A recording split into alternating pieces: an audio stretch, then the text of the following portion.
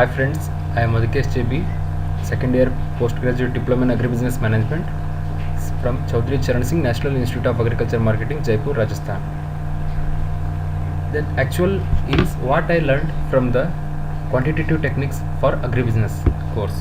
What actually I learned from this course? Actually, from this course, I learned lot of things regarding basic statistical concepts, mean, median, mode, standard deviation, hypothesis, types of hypothesis, statistical errors, t-test, correlation, dummy variable, game theory, and sum up, and overall what is the conclusion that I learned from this. First of all, we know what is statistics.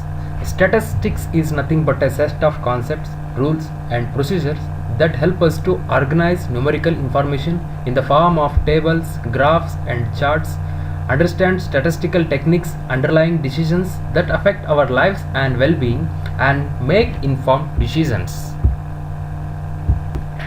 Now, let me know what are the measures of central tendency. The measures of central tendency include mode, median, and mean. Mode is nothing but mode of a distribution is simply defined as the most frequent or common score in distribution. The mode is the point or value of x that corresponds to the highest point on the distribution. If the highest frequency is shared by more than one value, the distribution is said to be multimodal. Now let me coming to know the what is median. Median is the score that divides distribution into halves. Half of score are above the median and half of below it when the data are arranged in numerical order. Median is also referred to as the score at the 50th percentile in distribution. Now let me know what is mean. Mean is the most common measure of central tendency and the one that can be mathematically manipulated. It is defined as the average of distribution is equal to the summation of x divided by n. Simply, the mean is computed by summing all the scores in distribution, that is summation of x, and dividing the sum by total number of scores, that is n. Now, let me know what are the measures of spread. Measures of spread include range, interquartile range, variance, and standard deviation. In that, now let me know what is standard deviation exactly. Standard deviation or sigma is defined as the positive square root of the variance. Now let me move further. Actually, what is hypothesis? In statistics, hypothesis is nothing but an assumption about certain characteristics of a population. If it specifies value for every parameter of a population, it is called simple hypothesis. If not, a composite hypothesis. If it attempts to nullify the difference between two sample means, it is called null hypothesis. Hypothesis can be classified into 6 types. It can be classified into 6 types that are simple, complex, associative, and causal, directional, non-descriptional, and null hypothesis. In research, a hypothesis is characterized by 3 essential elements, that is variables, population, and the correlation between the variables. Now let me know what is statistical error. Statistical error is the difference between the retained value and the true value.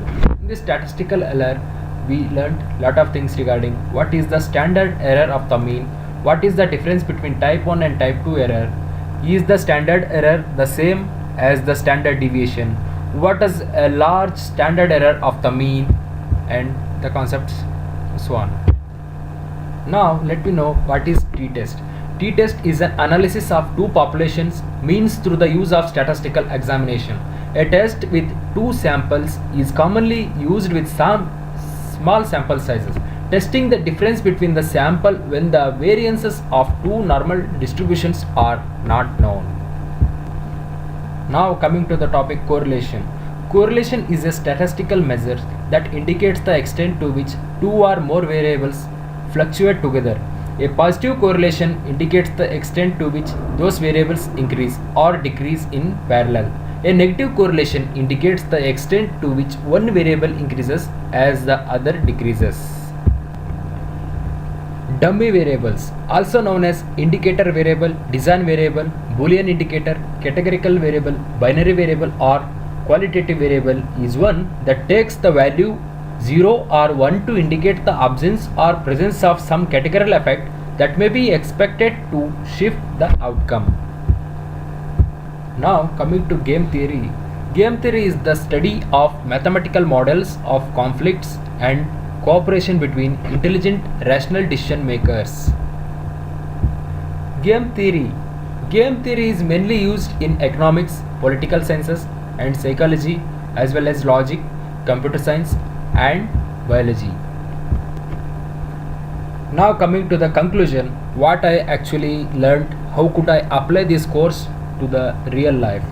To an ever increasing extent, modern management is adopting and applying quantitative techniques to aid in the process of decision making. The intelligent use of appropriate tools can reduce an otherwise highly complex problem to one of manageable dimensions. The collection of these techniques has become loosely known as decision theory. Although there is certainly no such thing as an integrated theory of how to make decisions, nevertheless, one would seriously underestimate the ultimate impact of these methods are going to have if they are viewed as nothing more than the handful of tools that are sometimes used to solve particular types of problems. It will radically alter the way managers think about their problems, how they size them up, gain new insights, relate them to other problems, communicate with other people about them, and gather information for solving them. Thus, quantitative analysis could have a profound effect on the art of management. Thank you very much.